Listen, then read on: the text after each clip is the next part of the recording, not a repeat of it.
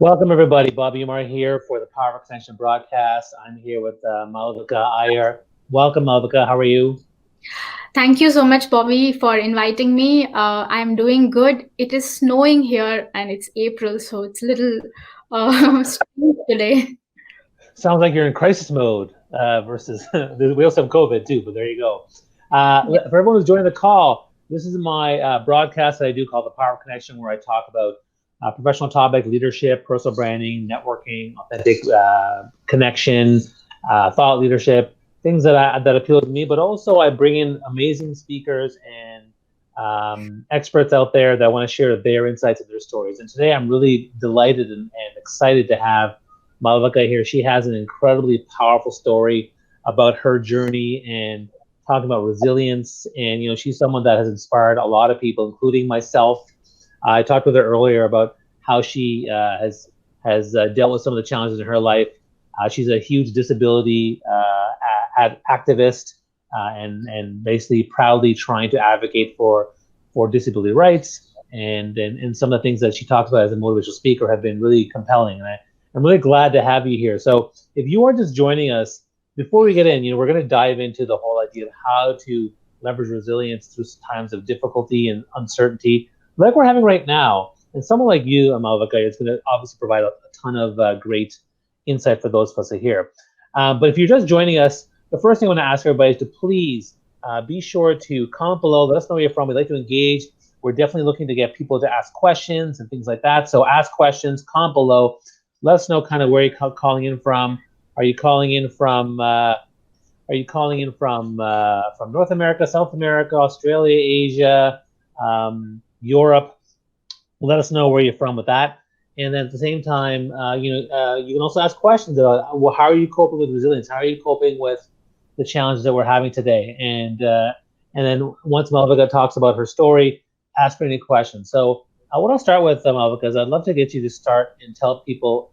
I want you to get into your story. Tell them right away your story and how you came to be where you are and why you are a rights advocate. And then we'll get into the resilience later. But I really want you to just introduce yourselves to everyone and tell your story. Thank you, Bobby. I'm going to take you back to the year 2002. I was in India with my family and I survived a freak bomb blast. I was 13 years old at that time and I lost both my hands to the accident and severely injured both my legs with nerve paralysis and hyperesthesia. So I was bedridden for about 18 months. And the first day, the day the accident happened, my doctors, they were not very hopeful that I would survive, but I did. And thus my journey began. I call 26th May 2002 as my rebirth because I did really did have a second shot at that at my for my life. And from there, I want to fast forward a couple of many I think fast forward a decade, and here I am today. I have a doctorate in social work. I am a disability rights activist. I have been speaking internationally. I've been giving motivational speeches for about 5-6 years now, and primarily I focus on my talks focus on diversity, inclusion, gender equality, accessibility, and child rights. So these are some of the domain that I have. My personal experience, my personal journey of surviving the traumatic incident and to becoming who I am today. So I have how do I put it? I'm a woman. I'm a woman with disability. So it has been, also with my research, I have understood that being a woman with disability, you are doubly discriminated because of your gender and because of your disability. So it was very important for me to understand what are the domains where people feel included and excluded. So that is what I did also in my research. I try to understand the experience of people with disability who have faced inclusion and exclusion, and I tried to incorporate that. And I studied around 1,000 young students who were in college, and I tried to understand from their perspective how they view people with disability and what is their understanding of inclusion. It's important to study their attitude because they are our future leaders, and also at that young age is when these attitudes are formed, and especially the prejudiced version, the stereotypes, all these discriminatory attitudes. So that is something that I have been working on. And yes, so this has been my journey from. I call myself a proud bomb blast survivor because I do consider myself not as a victim of this accident, but as a survivor. And I have gotten this wonderful life, this wonderful second life, second shot at life. And I'm so glad that I'm able to have a very meaningful journey through this experience that I went through. And I appreciate you sharing that. I mean, when you think about the bomb blast, though, I mean, I mean, how long did it take for you to really get past that? Or I mean, is it still difficult to talk about? Or I mean, how do you navigate even just that? Um, Surprisingly, I think my family has a big role to play here because I think from day one, especially my mother's goal and everyone in my family, my father, my sister, their only goal was how do we move forward from this incident. We never really sat down as a family Mhm. and blamed anyone for for this incident, or the why me, the very scary why me questions, that why this happened to me, or why me when everyone is fine around me, why just me. So I think none of us indulged in those questions, and I also believe that those questions especially are very very difficult. They don't have any answers, and the more we keep digging into the fact, we are just digging a deep hole and we are unable to come out of it. So I think that was the most positive part of my journey, that we never blamed or we never complained or we never questioned. So moving on and moving further and only looking ahead seemed like a very good option. And since that was the only goal, we set on that goal. And it was the first few years were difficult because the physical rehabilitation part, especially because I needed to, my doctors also suggested that I may not be able to walk again, but I did walk again. And they still, even today, my orthopedician back in Chennai, India, he says that I walk with my mind, I don't walk with my legs, because he says that with this kind of injury no one can walk. So I feel this accident especially, I always say in many of my talks that it took a lot away from me, but it didn't take my spirit. And we all have that unique spirit amongst us, the never give up spirit.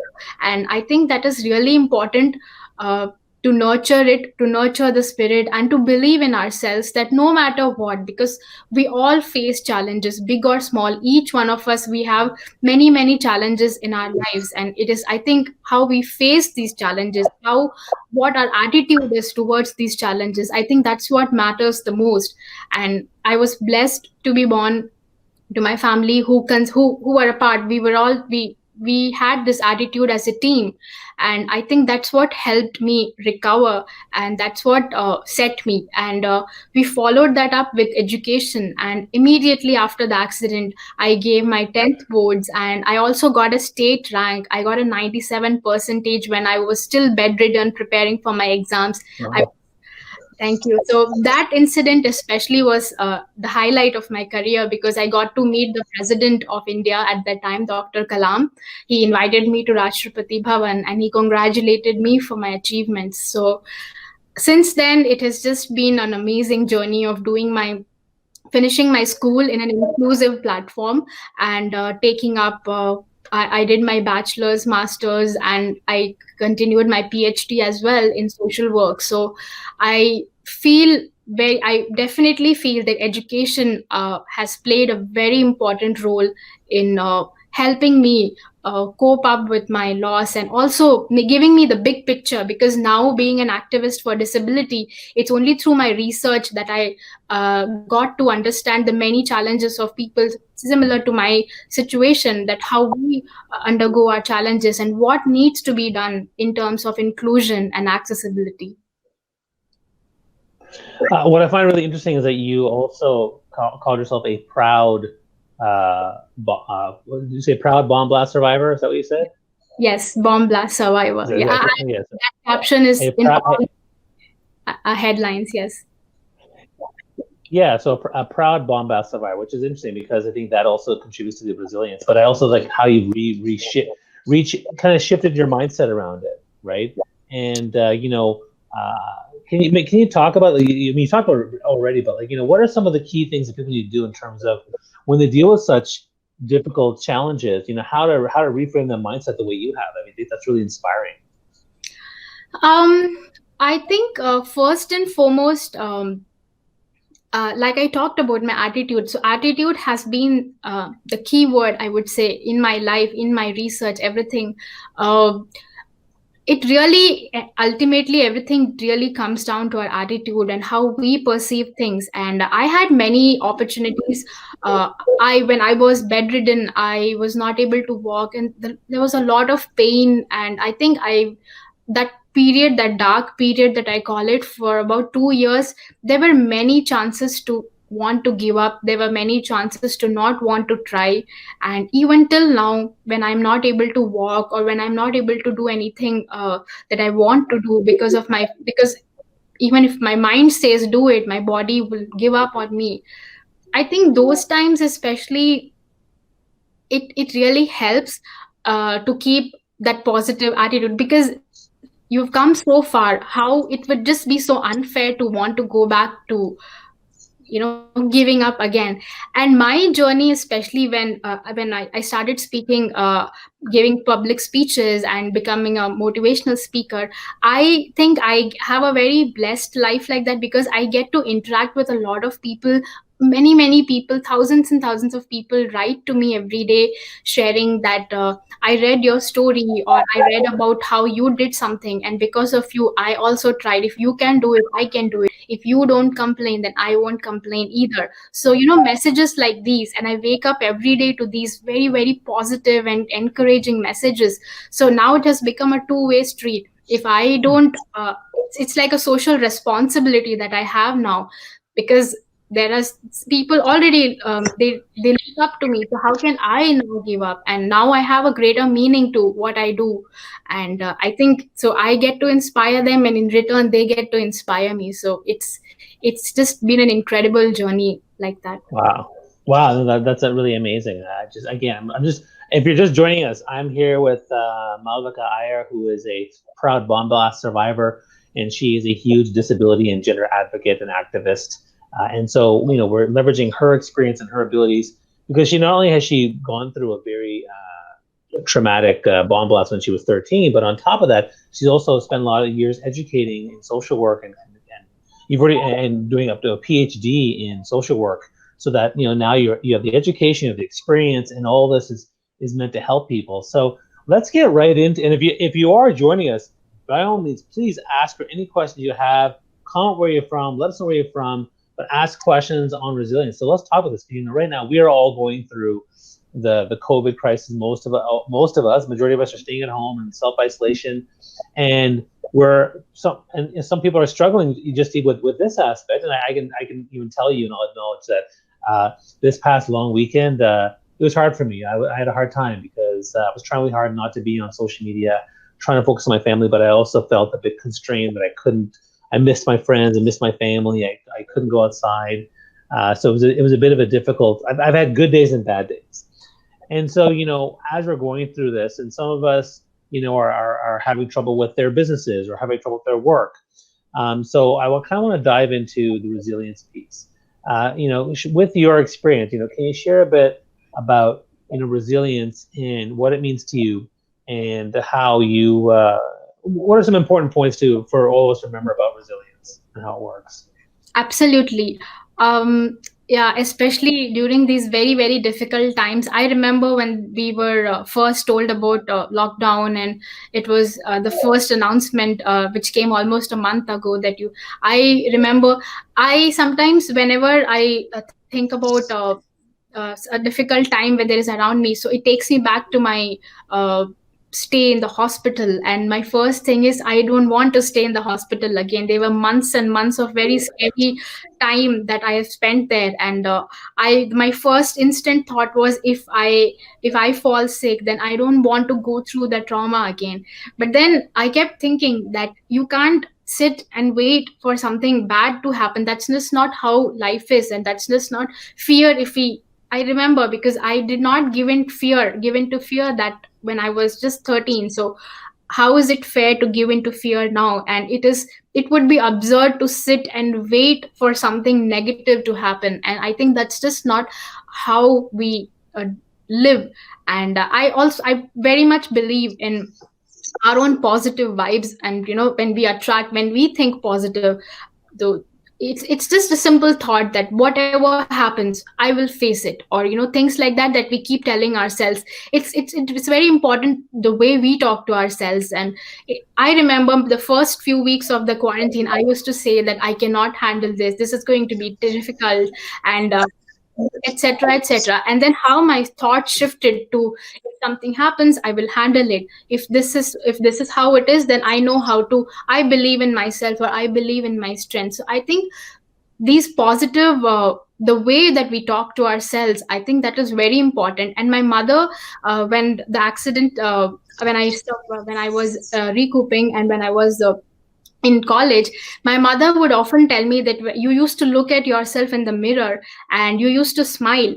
And there was never really any sad moment that because I mean, I do it in front of the perfect or the normal words that we use in our society. I do have an imperfect body, say I don't have complete hands or complete legs. So those thoughts would not ever come to me when I would look at the mirror. And my mom would say that it's not your achievements, or it's not your first rank, or it's not the certificates you earn that is something great about you, but it's when you look at the mirror and you don't feel the sense of loss, but you actually smile at yourself. So I think she always pushed me towards those thoughts. Also, it's not the achievement, but it is the effort to our achievements. It's the efforts that we take to build ourselves, to come back up from a challenge, or to how to face the challenge. So that's what makes us who the strong person that we are. So I think that also helped me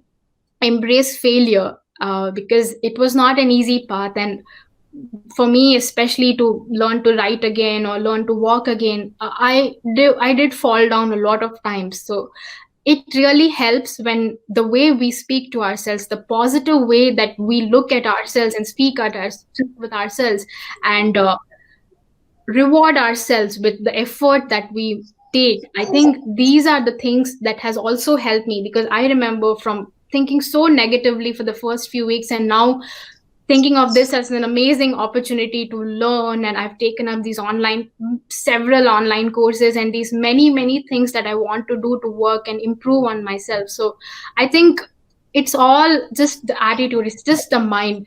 And one interesting fact that I have observed with my own life, when the accident happened, a lot of people would sometimes negatively tell me that you had the platform, or you were able to afford an education, so that is why you survived. Not every disabled person can come up in life. And I remember this because there were days when I had my family support, I had the financial support, and I had the platform to do whatever I wanted to pursue. But my mind was not in it. My attitude was negative. So all these support that we think that is very needed, it was all there for me, but my attitude was not. It was not there, and I was not able to work on my goals. So I think in the end, we can have all the support we want, but if our attitude is not positive, or if it's not helping us reach our goals, I think it will be it comes. So it's in the end, all I'm trying to say is it's our attitude. And if we can make it to work towards our goals, I think everything is possible. That's great. Thank you so much for that. And again, people are commenting. Kathy's coming from Boston, and Ahlam from Ottawa, Jim from Hamilton, and Kathy says you're an inspiration, which is great. So, like, if you guys want to share questions for Malvika about her experience and how she handles resilience during tough times, and she shares her stories, by all means, please ask questions. again, I think your story and I mean, you have a combination of the story and the education, which is really great. I want to dive into a couple of things that you brought. You mentioned, okay, one is mindset. So mindset and attitude shifting, I think is one thing. We also mentioned your mom helping you through stuff. So I think another key aspect of getting through and being resilient is your support network. So can you talk about that in terms of how your support network helped you? Very, again, like I always mention, I think family support, especially people, young children with disability, I have, through my research, I have understood that sometimes the family itself wants to give up, because I remember when these thoughts were forcefully put on me by my society, that she's just a poor girl and she's lost her hands, she has a dark future ahead. So it's that those kind of talks especially were very demotivating. And I think oftentimes when I go for speeches, I talk to the families of people with children with disability, and I tell them that their support is, I think, instrumental. And because I have personally seen the way my father and my mother, the way they supported me, um, I think it's just unimaginable. So family support especially, and also the societal attitude. So that is again another aspect that I have been working on my research. My PhD research, from the findings, I found that are the physical, more than the physical barriers, the attitude, the discriminatory attitudes are more of a barrier for people with disability than their own physical restrictions or limitations. And I have personally faced that. I would be very happy, more than happy, to walk around and do anything that I want to do. But if someone looks at me with self pity, or someone looks at me, with with any negative thought that, oh, she doesn't have hands, that would hurt me more than my inability at that time to not be able to walk, or any physical barrier. So that is why it is very important for families and societies to positively uh, think and positively treat people around us. And also the role of media, and I have recently talked about that for during the when I was a chairperson at World Economic Forum India Economic Summit. I talked about how movies highlight people with disabilities, and how it is important to not show them as an object of burden, or someone who's liable, or anyone, someone who's dependent. So I think it's very important to portray them, and at the same time, another extreme of just showing them as superheroes, and someone who's capable of doing anything. So I think there has to be, it is just like you treat anyone else, you portray people with disabilities as well. So it is very important for positive media portrayal. And another important aspect here would be accessible workplace, accessible public spaces, and schools. So because I remember the one time that my educational building was not accessible, it was very difficult for me to cope up and for me to join classes just like my peers. But fortunately, I was able to have inclusive education. So I think at all these levels, at family, society, having accessible platforms, offices, workplaces, all of this. So this is basically, I'm talking about the social model of disability. If we remove these barriers, if we remove the environmental and the social barriers, a person with disability is I think there is absolutely nothing that can stop them to be a part of the society, and we can wholesomely integrate them only if we not blame them, their disability, to make them be a part of the society, but actually it is the environmental barriers that is stopping them from fully participating in the society. Now, when you think about resilience, particularly when it comes to what people are going through now with the COVID situation, why do you think some people are having difficulty being resilient? Or what's stopping them from being resilient? I did speak to a couple of my own friends, and I also did a live chat a couple of weeks ago. And I think the most very frequent thought, the uncertainty that what is going to happen, and I think it's just the uncertain. So, I mean, I don't. I think when I was sharing my own experience here, that one day I was just having a regular time when my accident happened. It was during summer holidays, and it was just another day that I was enjoying. And within a moment, it was just fraction of second, and my life completely changed. And I Right. didn't plan for this accident, or I was never tutored, or I was never given any, any kind of any knowledge that, when even I didn't even had not even met a person with disability before my accident. So for me, Right. this whole new identity and living without hands, it was a whole new it was a whole new life for me. And I think that is something that taught me, uh, we are life is so uncertain. So these every moment that we live, that, it's just I mean, there are these beautiful quotes that, this moment is beautiful, and I often talk about them, that it's everything is it's the present moment. It's there is really nothing that we can prepare ourselves for, and we can, I think, spend hours and hours thinking that this A happens, we do B, and things like that. But I think in the end, when we face it, I think, like I was saying, we don't know what we are made of until we are tested. So I think we get the greatest and greatest of strength when we actually do face it. So I feel it would be unfair for us to sit and, think endlessly about the uncertainty that is happening around us, but instead focus all our energy on how we can, make the best use of the present. And I think my example here is because, honestly, anything happens to us, and but it's up to us how we face it, and how what kind of meaning we take. And we call it, in psychology, we call it positive reframing. So with any incident that happens, there is always a silver lining to it. So I was sharing an example during my UN talk, that this hand of mine, this stump, so there was an error with the way it was stitched back, and now I'm left with a bone protruding out of this stump. It is ideally, it is not supposed to be this way, but this bone, like you can imagine, it is just a bone with just skin on it, and there's absolutely no flesh. So if I do hit it against a wall or anything that I'm doing, I will be in excruciating pain.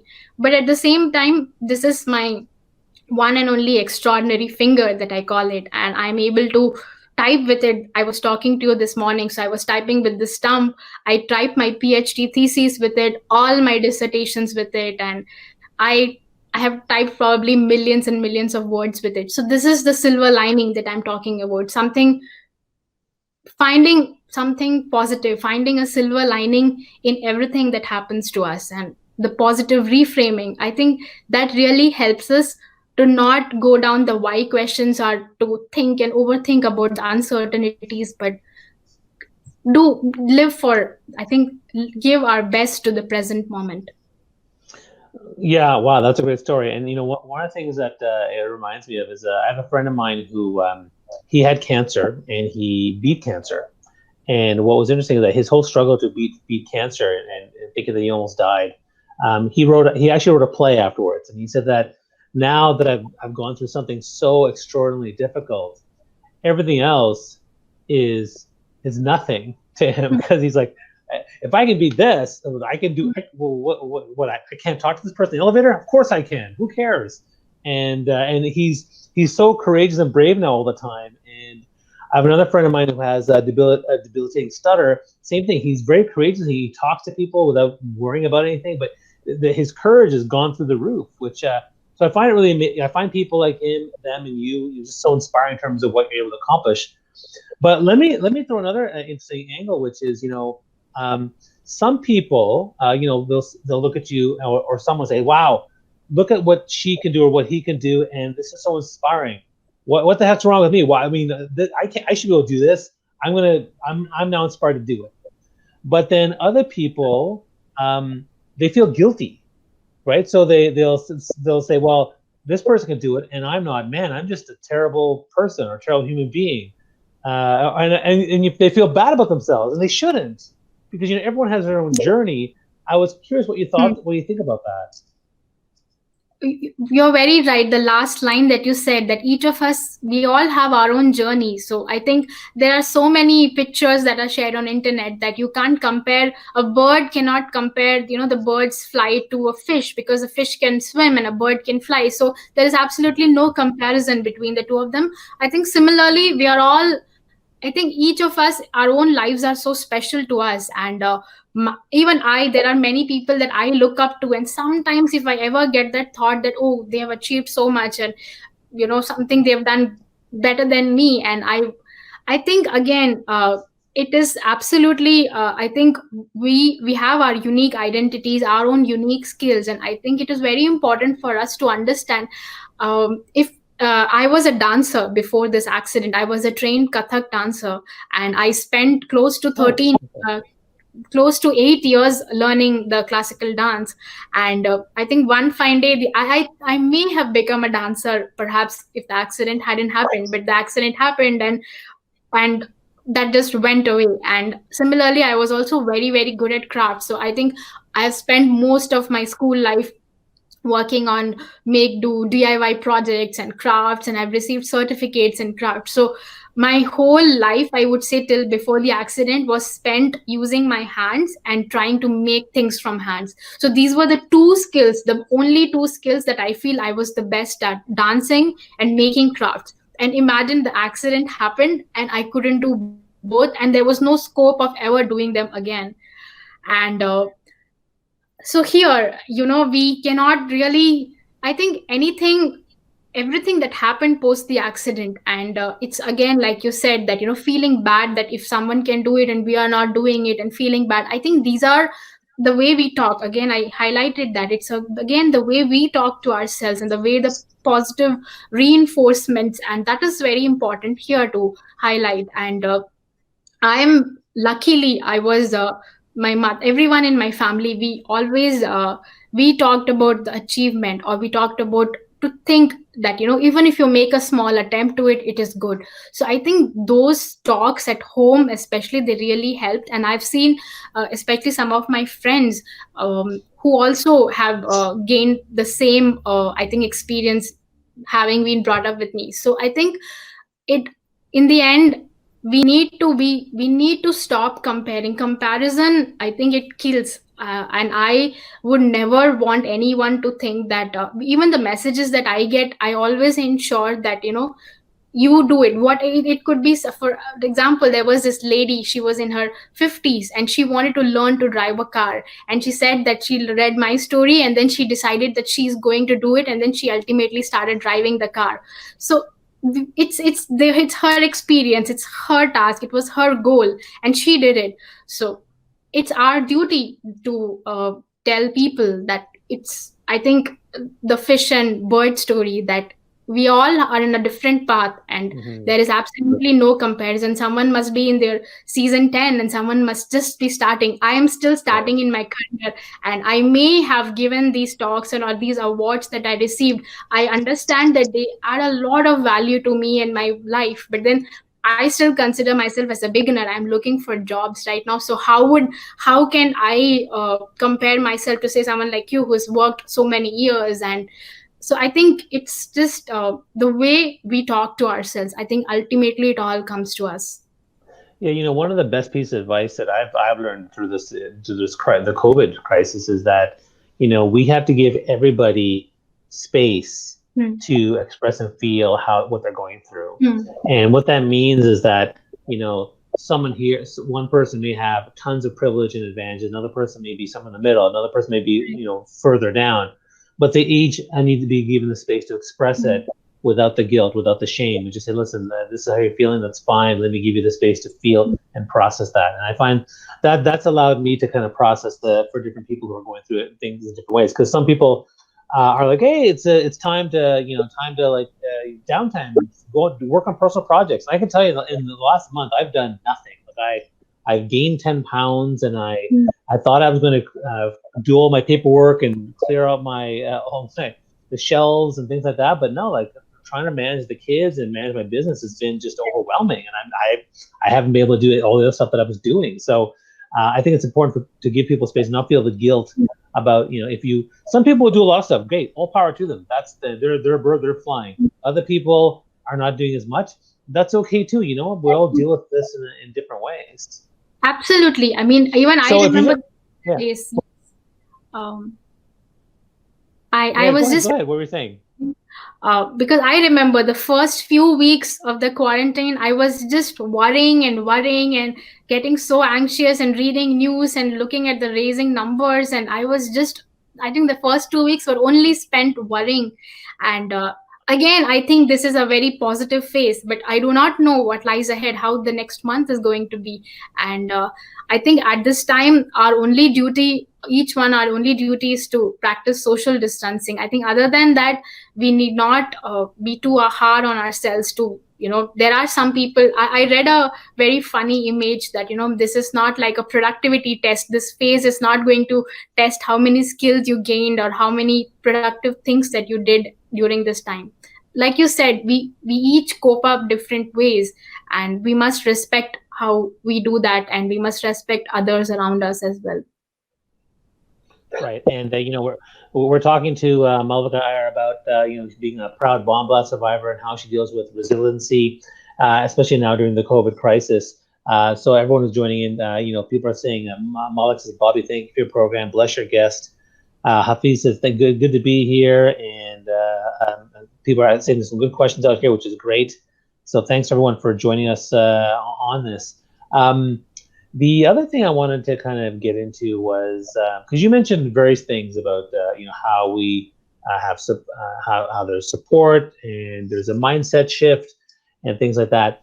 But you're a big advocate for disability. You're a disability activist. So what I'm curious about is you focus on disability. You also focus on gender. You're also a person of color. So, there's a whole idea of intersection around these things. So I'm curious how you kind of navigate all those different things in terms of what you advocate for and how you are being an activist for those things. Absolutely. I think I have enjoyed each of this identity because it's really unique. And when I was in India, I think my two identities was a girl with disability. So it was just many years I was looked at, that girl with disability. And those labels, somehow I have come out of those labels that were given to me. And I've gotten a very positive I would say Indian media especially has given me a very positive platform, has given me a way to share my story in a very positive way, and that has helped me, I think, gain many new labels and identities, I would say. And I think from there, being a speaker, being someone who advocates for disability inclusion, and also being a woman of color, I think it's very important when we have the voice and we understand the value of our voice, and when it reaches out and we are able to represent, because I know that there are many people with disabilities who are unable to voice their views and their concerns. So I think I take that as a social responsibility again, that if I have the platform, if I have been given this great life to talk about our issues and talk about what is very important, because I have seen the difference, I have seen change in mindsets of people. Because when I would go for talks, I would ask them, have you ever interacted with someone with disability? And they would say no. But after talking to me, just the simplest thing, people with disability are just like us. That is all. Their mindset just immediately changes after talking to me. So that really makes me very happy, that that's something that all I want people to understand, that people with disability, they're just like us. And targeting just one gender, that a man with disability may be treated with more respect, say, than a woman, because a woman may not have a great future, or something, negative thoughts surrounding who will marry that woman if she has a disability, and things like that. I think regressive thoughts like these are very difficult, and these must be changed. And I think that's something also I talk to young people when I give speeches, that I think we must all take that responsibility, whatever is the closest to us or whatever that connects to us, and speak about that and talk about that. I think it really helps us build our own identities, and it's amazing to have so many identities. I remember I from being a survivor to being an advocate. I personally enjoy, and I also have an identity of being a model. I model for accessible clothes.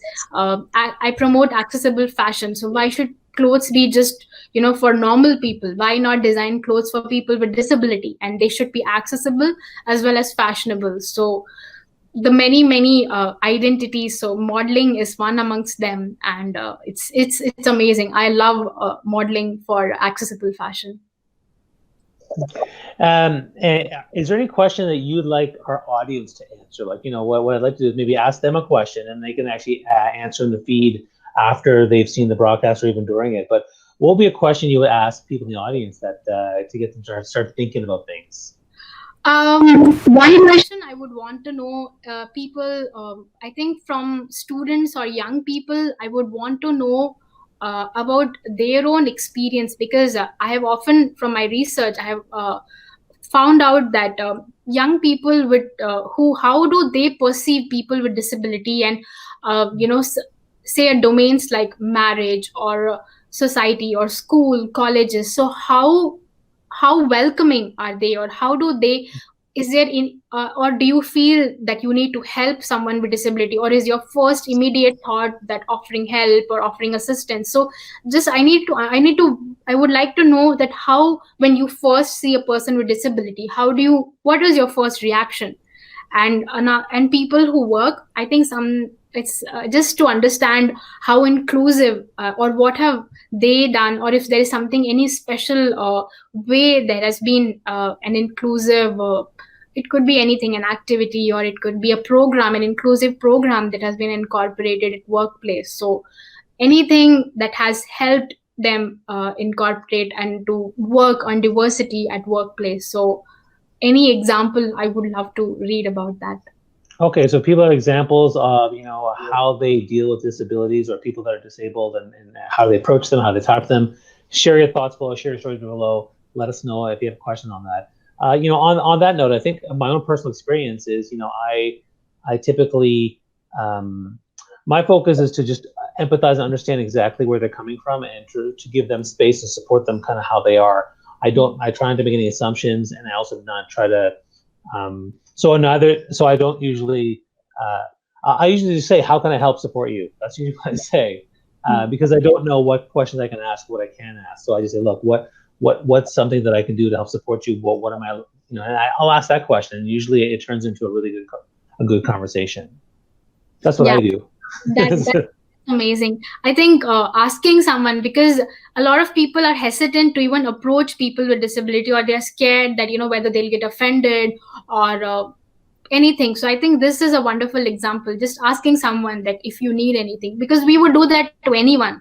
So I think that's a great example. Awesome. So, so when it comes to your work, I mean, tell us more about how can people reach out to you? How can they approach you?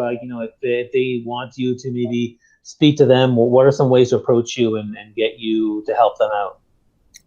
Absolutely. I am on all social media channels. My name Malvika Iyer. So you will find me on Facebook, Instagram, Twitter, and LinkedIn as well. You just perhaps Google search Malvika Iyer and you can find everything about me.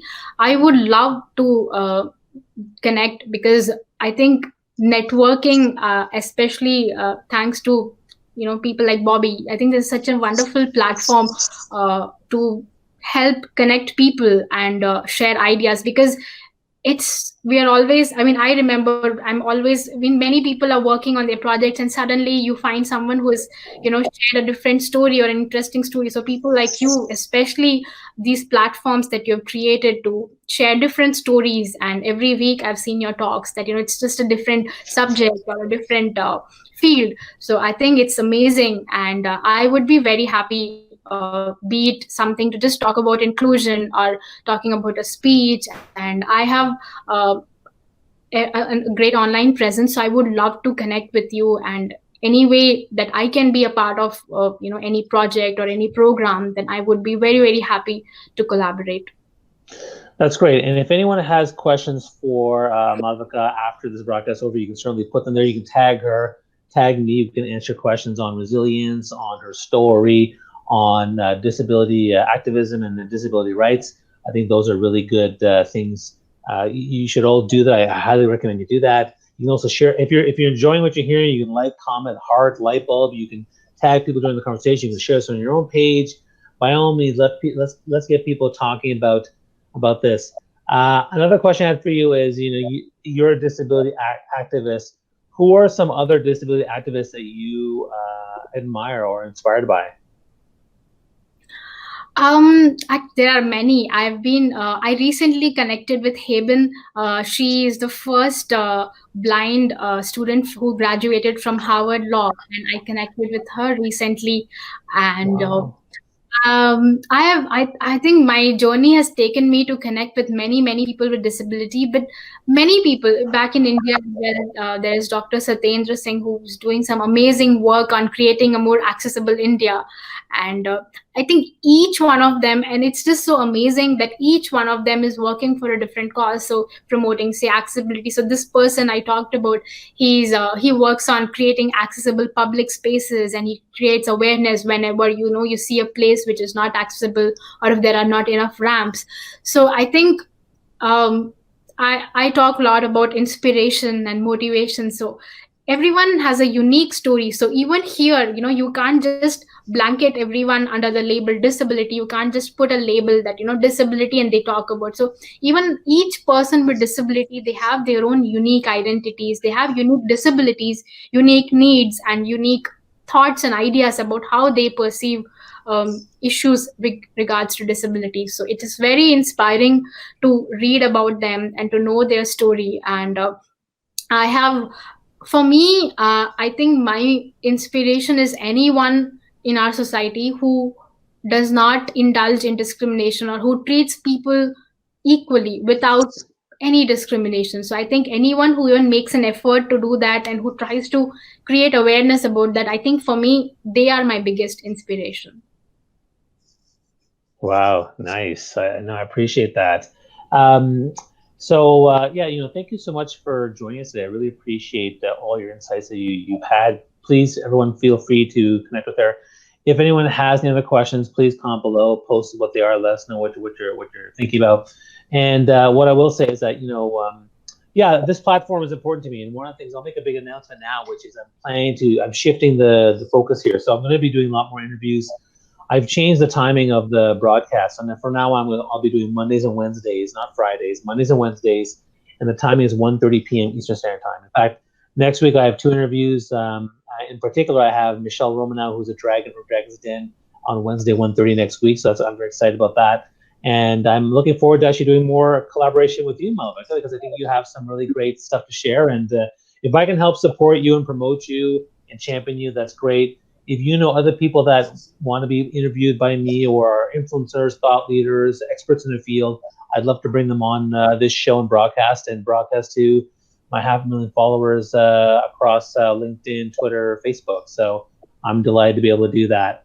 And on an end note, can you maybe share some final thoughts for those who, when we take into account your story, your education, what you've been through, and and whether people are struggling through COVID, or they're struggling through their businesses or their jobs, what is a good last final message for building resilience and creating resilience through tough times? Um, I think we as a society, I think it's very important for each one of us here to support people around us. And we are all, everyone all over the world, we are all going through the same sense of anxiety and uncertainty. So I think it is very important for us to know that we are all together in this, and no one is alone. And I think we must use the platform internet. We must come out and speak about what scares us or what gives us hope, because this is the time when I am seeing all my fellow activists and everyone sharing little ways that they can help. It could just be providing PPEs, or providing any kind of free classes, or anything that they can do to support, because it's everyone, I think, is feeling helpless, that how you can contribute or how you can be a part. But I think in the end, it is very important for first and most importantly to take care of our own selves, and to take care of our mental health. This is a very, very important time for us to practice breathing exercises or do I mean all the meaning yoga, practice yoga or anything that helps us to be calm. And taking care of our mental health, I would say, would be the most important thing to do, because only when we feel fine and we feel stable, we can, I think the next step would be to be able to help our own society. So I think I'm very, very hopeful that we are all going to get through this. And I know it's a very, very difficult time that we are going through, but I know that we are going to come out of it. And my activism, my work with disability, if there's one thing that I want you to remember, this line that I wrote, that disability lies in the eyes of the observer and not the observed. So when you see someone with disability, give them a chance to, I wouldn't say prove themselves, but just give them a chance to share their story. Let's not, have our own assumptions about them, that, they are just someone that not, let disability not be the only identity we associate them with. So I hope all of you are, staying home and staying safe. And I really hope that we get through this difficult time soon and come out of it stronger. Well, thank you so much for sharing your story and sharing your insights with us. And again, this recording is available for everybody after it's over. Next, and again, I want to thank Malvika for sharing her story and being part of this Power Connection broadcast. The recording is available afterwards. You want to look at the whole thing, that's totally fine. It'll be on my feeds. And next week, I have Michelle Romanow on Wednesday.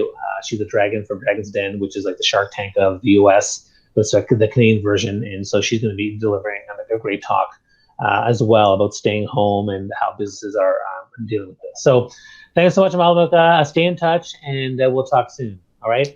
Absolutely. Take care. Bye-bye. Take care, everyone.